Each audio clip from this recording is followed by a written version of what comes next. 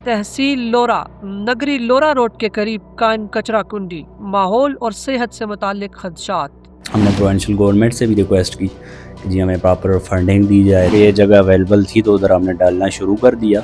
हम उधर एक्सकवेटर भेजते हैं, वो प्रॉपर उधर डंप कर लेते हैं। मैं पहले दिन इधर आया तो मेरे ख्याल से पहले वीक में ये इशू मेरे सामने आ गया था। नगरी लोरा रोड एक ऐसी शहरा है जो जिला एबटाबाद की तहसील लोरा के लिए महज एक रास्ता नहीं बल्कि जिंदगी की एक शहरग है। यहाँ से रोजाना सैकड़ों तलबा मुस्तकबिल की तलाश में गुजरते हैं, मरीज अस्पतालों का रुख करते हैं और मुसाफिर अपनी मंजिलों की जानिब गामजन होते हैं। मगर इसी मसरूफ शहरा के पहलू में एक ऐसा मंजर भी है जो इंतजामी हिकमत अमली पर कई सवाल या निशानात खड़े कर रहा है। TMA की जानिब से कायम की गई ये कचरा कुंडी अब अहले इलाका के लिए एक अजाब बन चुकी है। खुलेआम फेंका गया घरेलू फजला और ताफुन ज़दा कचरा न सिर्फ फिजाई आलूदगी का सबब है बल्कि यहाँ से उठने वाली बदबू की लहरें गुजरने वालों के लिए सांस लेना मुहाल कर देती है। ये डंपिंग साइट नदी हरों के बिल्कुल ऊपर वाक़या है। बारिश के अय्याम में जब पानी का बहाव तेज होता है तो ये कचरा और इससे रसने वाला जहरीला मवाद बराह रास्त नदी के पानी में शामिल होने का कभी खदशा रहता है। ये पानी आगे जाकर इंसानी इस्तेमाल में आता है और अगर ये आलूदा हो रहा है तो ये महज गंदगी नहीं बल्कि एक बड़े इंसानी अलमिये का पेश खेमा है। क्या इस मकाम के इंतखाब से कबल माहौलियाती असरात का जायजा लिया गया था? क्या मुतल्लिका हुकाम ने इस बात की जाँच की कि कचरे के ये ढेर नदी के पानी को किस हद तक मुतासर कर रहे हैं? और क्या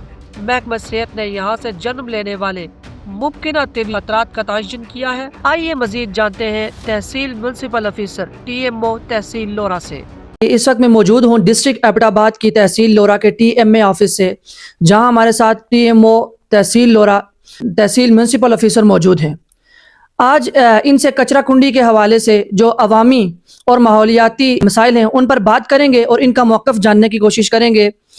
जैसा कि नदी हरों के बिल्कुल करीब और लोरा नगरी रोड के बिल्कुल साथ कचरा कुंडी कायम है, तो इस कचरा कुंडी की जो जिम्मेदारी है वो किस पर आयद होती है? बिस्मिल्लाहिर्रहमानिर्रहीम।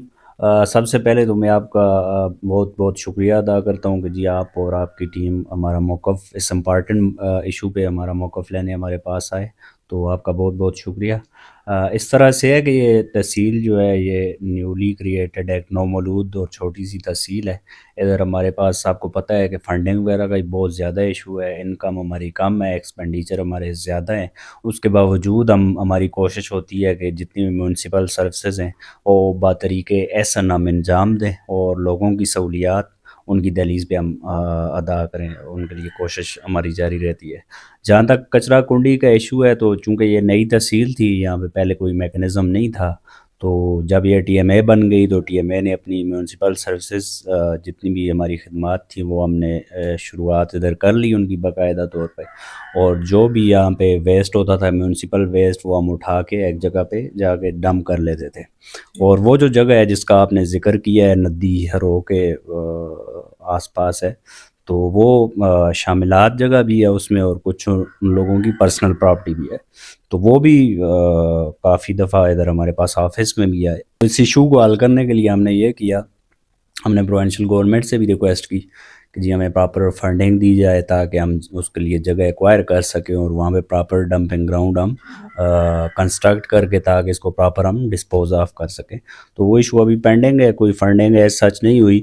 तो मीनवाइल हमने ये जो हम कचरा उठा रहे हैं बाज़ारों से कलेक्ट कर रहे हैं तो इसको हमने कहीं पे डंप तो करना है, तो उसकी एक स्टॉप गैप अरेंजमेंट बनाने के लिए मैंने अपने तौर पे और जो यहाँ के लोकल इलेक्टेड रिप्रेजेंटेटिव्स हैं, नोटेबल्स हैं, उनको भी मैंने इन्वॉल्व किया कि हमें कोई फॉर द टाइम बीइंग ऐसी जगह मिल जाए जो हम उधर कुछ ना कुछ रेंट दे दें और हमारा ये इशू जो कि उधर से लोग बना रहे हैं वो ख़त्म हो जाए।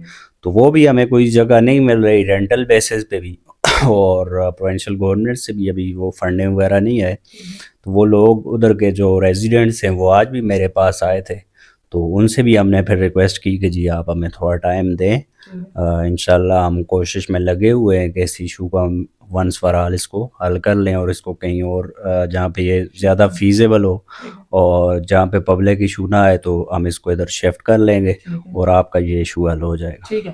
اچھا, جیسا کہ آپ نے بات کی کہ عوامی سہولیات آپ دے رہے ہیں, ابھی آپ نے کچرا کنڈی جو قائم کی ہے اس کا تو ابھی جو نئی کچرا کنڈی ہے اس کے قیام کے لیے آپ کا پروسیس جاری ہے پروونشل گورنمنٹ سے, اور اسی طرح جتنے بھی ادارے ہیں ان سے آپ کا انٹریکشن ہو رہا ہے. لیکن میرا آپ سے یہ سوال ہے کہ جو موجودہ کچرا کنڈی ہے کیا اس کی بنیاد تھی اس کے رکھنے سے پہلے آپ نے ماحول کے تحفظ کے لیے اور عوامی جو آبادی ہے, کیونکہ آبادی کے بھی قریب ہے, تو پانی کے تحفظ کے لیے, پانی آلودہ ہو رہا ہے, یہ پانی سیدھا خانپور میں ڈیم میں جا رہا ہے, وہ بھی متاثر ہو رہا ہے, قدرتی آبی حیات ہیں ان کی جو سپیشیز ہیں ان کو بھی شدید خطرات لاحق ہیں, تو اس کے تحفظ کے لیے اس سے پہلے آپ نے کوئی اقدام کیے ہیں؟